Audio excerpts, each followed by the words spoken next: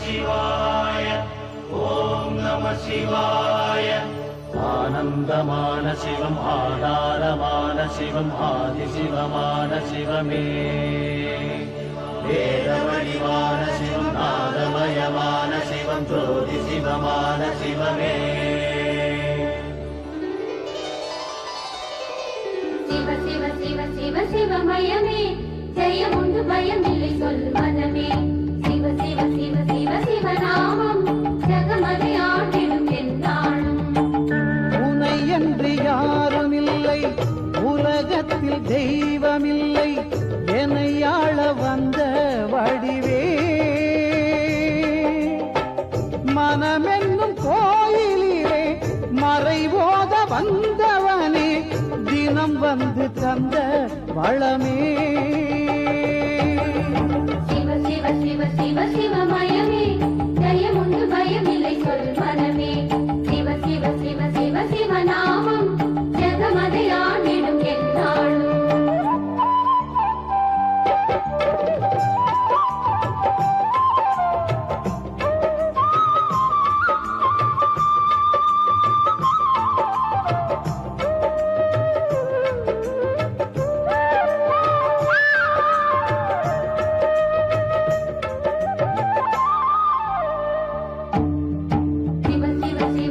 சிவமயமே ஜெயம் உண்டு பயம் இல்லை சொல் மனமே. சிவ சிவ சிவ சிவ சிவநாமம் ஜகமதை ஆண்டிடும் என்னாலும். உயிராகி பயிராகி ஊனாகி உணர்வாகி ஒளியாகி நின்ற திருவே. கனலாகி புனலாகி காற்றாகி நிலமாகி வானாகி தோன்றும் உருவே. சிவ சிவ சிவ சிவ சிவமயமே ஜெயம் உண்டு பயம் இல்லை சொல் மனமே. சிவ சிவ சிவ சிவ சிவநாமம் ஜகமதை ஆண்டிடும் என்னாலும். கருவின்றி உருவேது உருவின்றி திருவேது திருவின்றி அருள் இல்லையே. அவனன்றி அசையாது அறநன்றி அசைவேது சிவனன்றி அன்பு இல்லையே. அன்பே சிவம் அழகே சிவம் அறிவே சிவம். சிவ சிவ சிவ சிவ சிவமயமே ஜெயம் உண்டு பயம் இல்லை சொல் மனமே. சிவ சிவ சிவ சிவ சிவநாமம் ஜகமதை ஆண்டிடும் என்னாலும். சிவ சிவ சிவ சிவ சிவமயமே ஜெயம் உண்டு பயம் இல்லை சொல் மனமே. சிவ சிவ சிவ சிவ சிவநாமம் ஜகமதை ஆண்டிடும் என்னாலும். எல்லாம் வல்ல திருவிளையாடற் பெருமானின் பேரருளினாலே பொன்னி என்பவள் ஈசன் பால் அளவிலா அன்பு கொண்டிருந்தாள். அவள் தேவதாசி குலத்தைச் சேர்ந்தவள், ஒரு நாட்டியக்காரி. அவள் நாட்டியத்தில் மயங்கிய பாகசாலை பெருந்தனக்காரர் அவளை சந்திக்க நினைக்கிறார். அதற்கு அவளது சித்தியையும் மாமனையும் உடந்தையாக்குகிறார். சித்தி பொன்னியிடம் இதை பற்றி பேச அதற்கு மறுக்கிறாள் பொன்னி. சிவனுக்கு தொண்டு செய்யும் பொன்னி சிவனடியார்களுக்கு அமுது படைக்கிறாள். சிவனடியார் பொன்னிக்கு ஈசன் சிலையை பரிசளிக்கிறார். சித்தி யாகசாலை பெருந்தனக்காரரிடம் அவள் மறுப்பதை கூற காசுக்கு மயங்காதவர் யாரும் இல்லை என்று ஒரு வைரமாலையை கொடுத்து அனுப்புகிறார். அதை பொன்னியிடம் கொடுத்த சித்தி கழுத்தில் அணிந்து கொள்ளுமாறு கூறுகிறாள். பொன்னியோ அதனை சிவனடியார் பரிசளித்த ஈசன் சிலைக்கு அணிவிக்கிறாள். பொன்னி, உன்னிடம் சிறிது தனியாக பேச வேண்டும். வா மகளே, வா.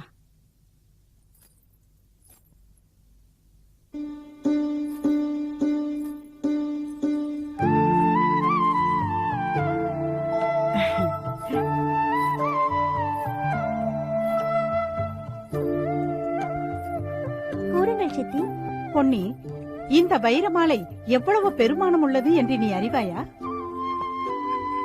நன்றாக மின்னுகிறது. இதை விற்றால் 1000 சிவனடியாருக்கு அன்னம் படைக்கலாம் அல்லவா? இதை யார் கொடுத்தார்கள் என்று உனக்கு தெரியுமா? பாகசாலை பெருந்தனக்காரர். அப்படியா? கோயிலில் உன் நடனத்தை பார்த்ததும் அவர் மயங்கி போய்விட்டார். அப்படியா சித்தி? ஈசன் கோயில் நடனமாடினால் நன்றாகத்தான் இருக்கும். நடனத்திற்கே ஈசன் அல்லவா நடராசன்?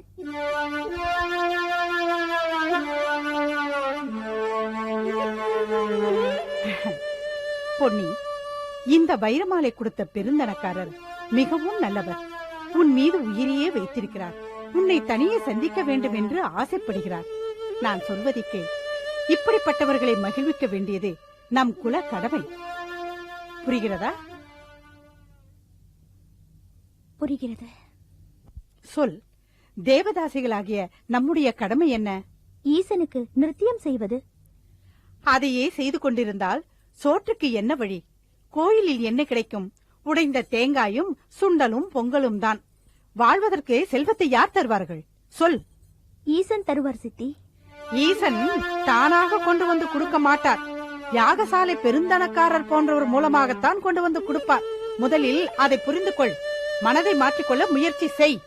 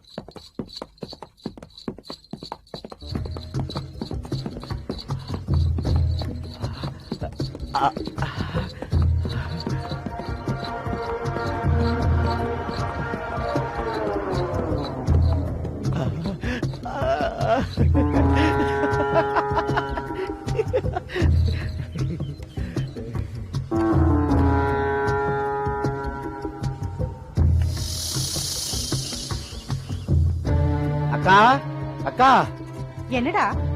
பாகசாலை பெருந்தனக்காரர் நம் வீடு தேடி வந்திருக்கிறார். என்னது? பாகசாலை பெருந்தனக்காரர்? ஆமாக்கா. நம் வீடு தேடியா? ஆமா.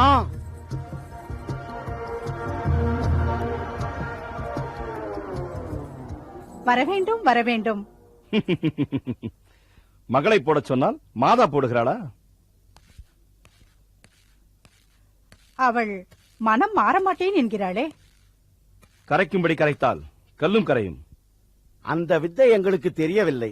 பெருந்தனக்காரர் தான் பெரிய மனது வைத்து பொன்னியின் மனதை மாற்ற வேண்டும். சற்று அமருங்கள். பருகுவதற்கு பானம் கொண்டு வர சொல்லுகிறேன். தம்பி, நெல். அமர்வதற்கான மஞ்சங்களின் மாளிகையில் நிறைய இருக்கின்றன. பருகுவதற்கான பானங்கள் அங்கே கொட்டி கிடக்கின்றன. இல்லாதவள் பொன்னி எங்கே? அவள் அதோ அந்த அறையில் இருக்கிறாள்.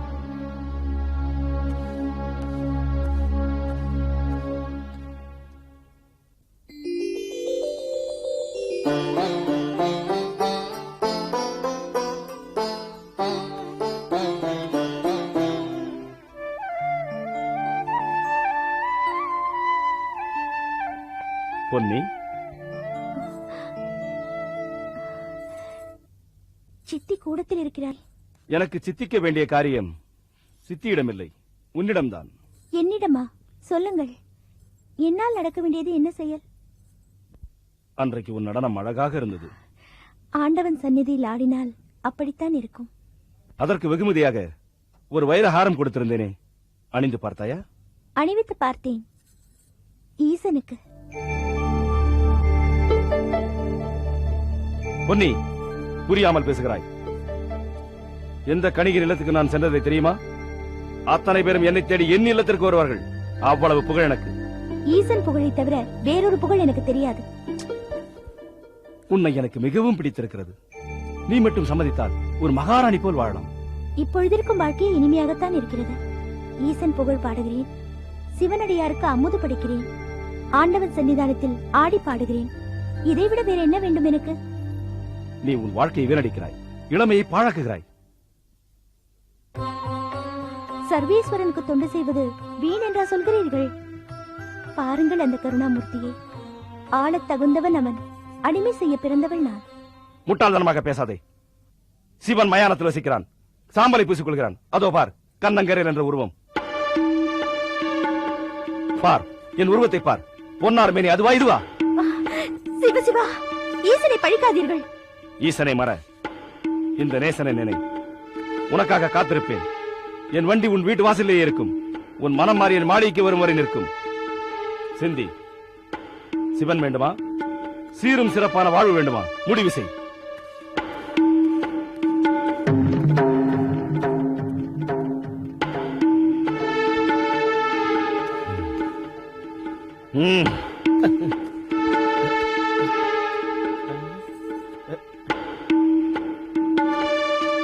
நெல், பொன்னி வரும் வரை இந்த வண்டி இங்கே இருக்கட்டும். சரி ஐயா.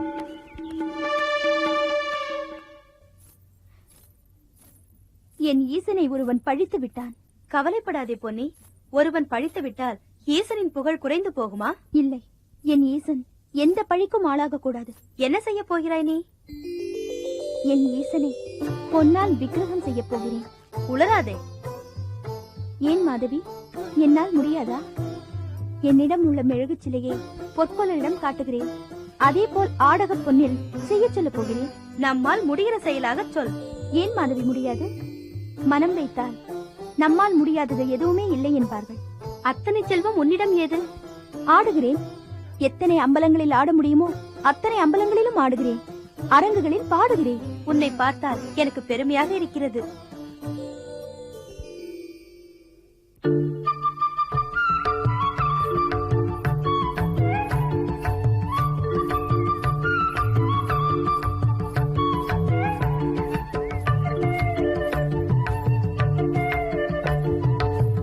அங்கே எல்லா கதிர்களையும் வெட்டி விட்டாயா?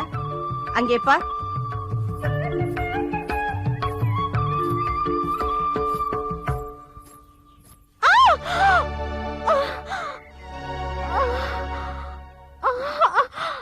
அம்மா, பொன்னி,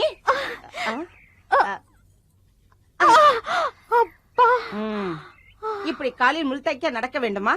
சின்னமுள் தானே பெரியம்மா. அதுதான் தேவையா என்று கேட்கிறேன். நான் சொல்வதை கேள்.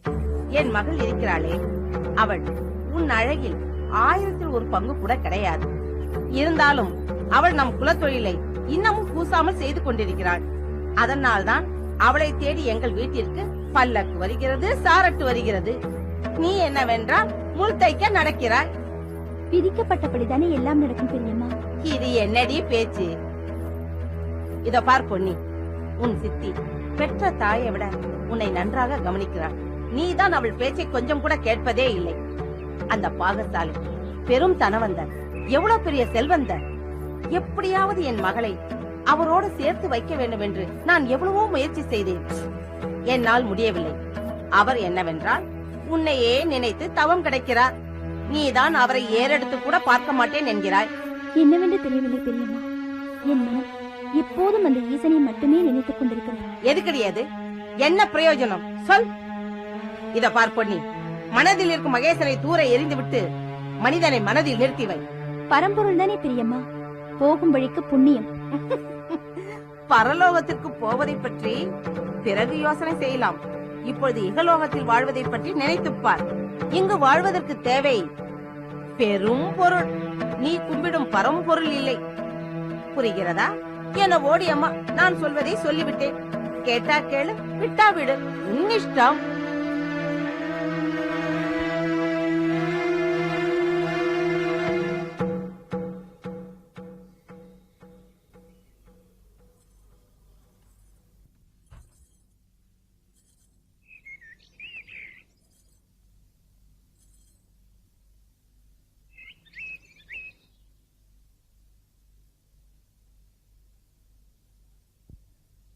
என்னக்கா, என்ன நினைத்துக் கொண்டிருக்கிறாள் உன் மகள்?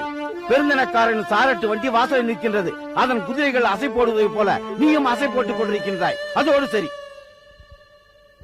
சாமம், தானம், பேதம் எதுவும் பலிக்கவில்லை உன் மகளிடம். இனி தண்டம் எடுக்க வேண்டியதுதான். அடியாத மாடு படியாது. வணக்கம் அம்மா. வாருங்கள் பொற்கொள்ளரே. ஏது இவ்வளவு தூரம்? உங்கள் மகள் தான் வர சொல்லியிருந்தாள். என் மகளா? என்ன பொன்னணையாளா? ஆமாம். என்னடா, பொன்னி மனம் மாறிவிட்டாளா? பெருந்தனக்காருடைய திட்டம் பழித்து விட்டதோ? எதற்கெடுத்தாலும் புன்னகை செய்து கொண்டிருக்கும் பொன்னிக்கு பொன்னகை மேல் ஆசை வந்து விட்டதா? வாமா பொன்னி. இவர்தான் பொற்கொள்ளரே, என் மனம் கவர்ந்த மகேசன். வாங்கிக் கொள்ளுங்கள்.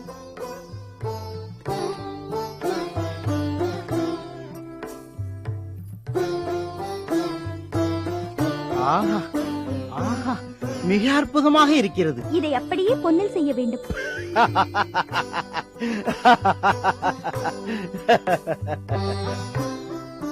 பொன்னி, இது ராஜாக்கள் செய்ய வேண்டிய காரியம்.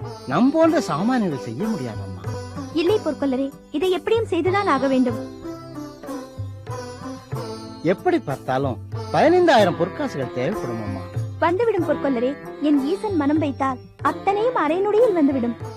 என்னம்மா, உங்கள் மகள் பேசுவதை கேட்டீர்களா? அவள் ஏதோ உளறுகிறாள். எப்படி சேர்க்க முடியும் 15,000 பொற்காசுகளை? ஆடி சேர்ப்பேன் சித்தி. ஆயுள் முழுவதும் ஆடினாலும் 15,000 பொற்காசுகளை சேர்க்கவே முடியாது. முடியும். நீங்கள் புறப்படுங்கள் பொற்கொள்ளரே. எதற்காக உங்கள் பொழுதை வீணாக்குகிறீர்கள்? பொற்கொல்லரே, பௌர்ணமி என்று திருவாதிரை சிவனுக்கு சிலாட்சியமான நாள். அன்று கட்டாயம் சிலை செய்தே ஆக வேண்டும். பொற்கொள்ளரே, நீங்கள் போய் வாருங்கள். பொற்கொல்லரே, பௌர்ணமி என்று மறக்காமல் வந்து விடுங்கள்.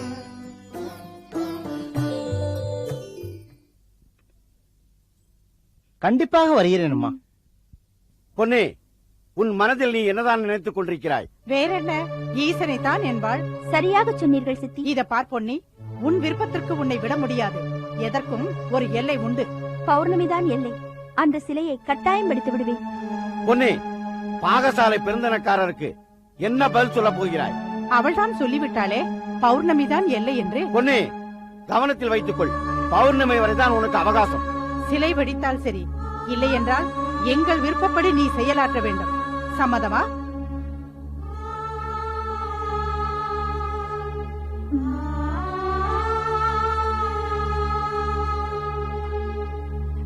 நான் வணங்கும் இந்த மகேசன் பௌர்ணமிக்குள் பொன்னால் சிலை வடிக்க வழிவகுப்பார்.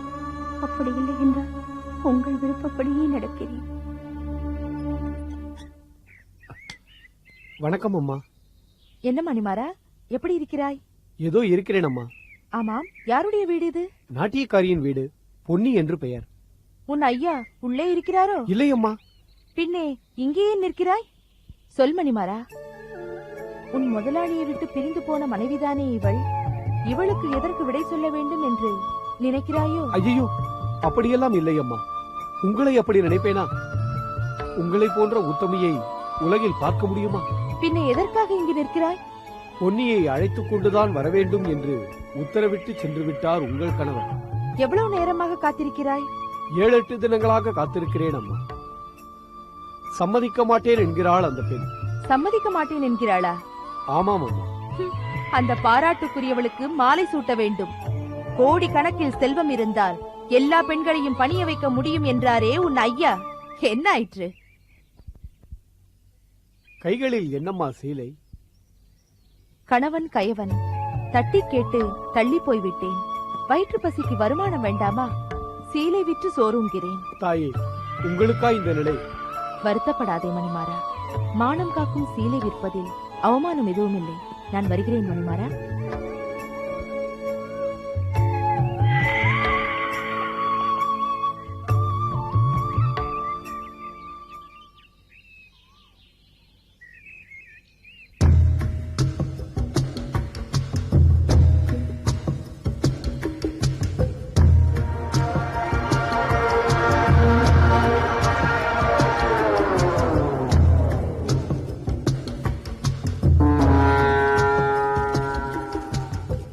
ஐயா, உங்கள் மனையார் வருகிறார்கள் ஐயா. என்ன சிப்பந்தி வருகிறார்? ஆமாம் ஐயா.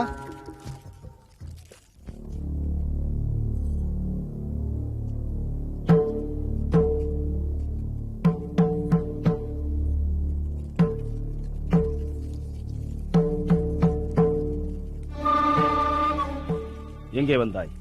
உன்னுடன் உறவை புதுப்பித்துக் கொள்ள வந்தேன் என்று நினைத்து விட்டாயா? திரும்பி வரமாட்டேன் என்று சூளுரைத்து விட்டு போனாயே, இங்க என்ன வேலை? உன்னையும் ஒரு பெண் உதாசீனப்படுத்தி விட்டாளாமே. ஒரு பெண் என்னை உதாசீனப்படுத்தினாளா? நிராகரித்தே விட்டாள் என்று கேள்விப்பட்டேன். மகிழ்ச்சியாக இருந்தது. சொல்லிவிட்டு போகலாம் என்று வந்தேன். வீண் கற்பனையில் வாழாதே. பெருந்தனக்காரரின் வண்டி ஒரு பெண் வீட்டு வாசலில் வெகுநாளாய் தவம் கிடக்கிறதே. பணத்துக்கு மயங்காத பாவை போய் வா என்று மறுத்து விட்டாளாமே. அவள் வருவாள். வராவிட்டால் அவளை வரவழைப்பேன். உன் அகந்தைக்கு சாட்டையடி கொடுத்து விட்டாள் அந்த நடன நங்கை.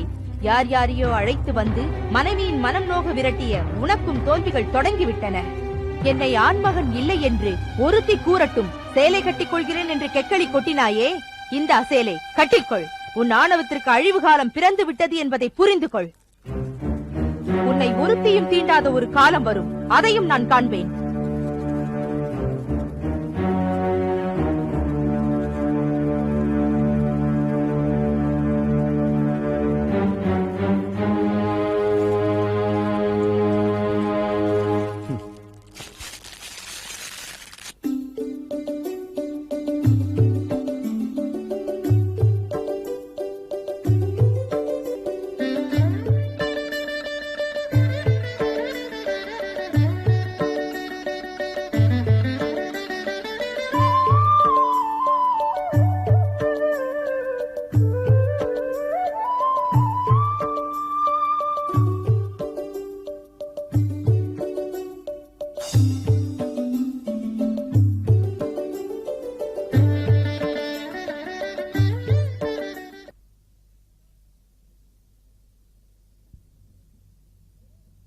எப்படி இருக்கிறது வைத்தியர் ஐயா? உனக்கு தோயின் மீது அக்கறையே இல்லை. அம்மா பொன்னி, ஒரு பெண் இப்படி ஆடலாம்? ஓரளவுக்கு தான் உடம்பு தாங்கும். உன் உடம்பு என்ன இரும்பால் செய்ததா? விரைவில் குணமாகிவிடும் இல்லையா? நாட்டியம் ஆடுவதை குறைத்துக் கொள்ள சொல். ஓய்வுதான் அவளுக்கு மருந்து. நன்றாக சாப்பிடு, நிறைய தூங்கு. நான் வருகிறேன். கேட்டாயா பொன்னி? பௌர்ணமி வேறு பக்கத்தில் வந்துவிட்டது. அதற்குள் 15,000 பொற்காசுகள் சேர்க்க வேண்டும். கண்ணை விற்று யாராவது ஓவியம் வாங்குவார்களா? உன்னை அழித்துக் கொண்டு பொற்சிலை செய்தால் அதை பார்த்து மகிழ நீ இருக்க மாட்டாய். ஈசன் கைவிட்டு விடுவார் என்றா நினைக்கிறாய்? சித்தி வேறு கட்டாயப்படுத்துகிறாள் மாதவி. பௌர்ணமிக்குள் உன்னால் முடியுமா? முடிக்காவிட்டால் சித்தியின் கட்டளைக்கு பணிய வேண்டும். அதனால் பெருந்தரக்காரர் வீட்டிற்கு போக வேண்டும். அம்மா இல்லாத குறை இப்போதுதான் தெரிகிறது.